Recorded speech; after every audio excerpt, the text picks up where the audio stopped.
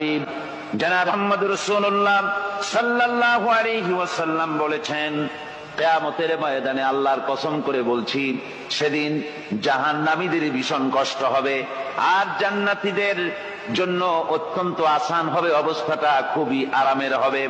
নবীজি বলেন, এক ফরজ নামাজ, এক ওয়াক্ত ফরজ নামাজ আদায় করতে যে সময়টুকুন লাগে, কিয়ামতের মাঠের এই সময় এত বড় বিরাট লম্বা সময় জান্নাতীদের জন্য এরকম হালকা হয়ে যাবে। সুবহানাল্লাহ। হযরত আবু সাঈদ খুদরী রাদিয়াল্লাহু তাআলা আনহু হাদিস খানা বর্ণনা করেছেন, এক ওয়াক্ত নামাজ, একটা ফরজ নামাজ পড়তে যতটুকুন সময় লাগে, এতটুকুন সময়ের ভেতরে জান্নাতীদের কারবার শেষ হয়ে যাবে। সুবহানাল্লাহ বিহামদি। আর ওদের কারবার তো শেষই হবে না।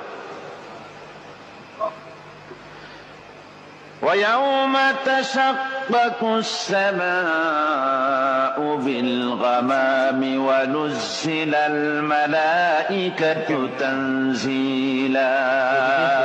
ওরা ফেরেশতা দেখতে চায়। সেদিন আসমান সমূহ বিদীর্ণ হয়ে মেঘ পুঞ্জ বেরিয়ে আসবে, আত্মপ্রকাশ করবে।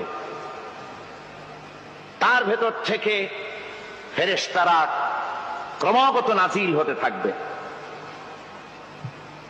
আর অবস্থাটাই হবে আল মুলকু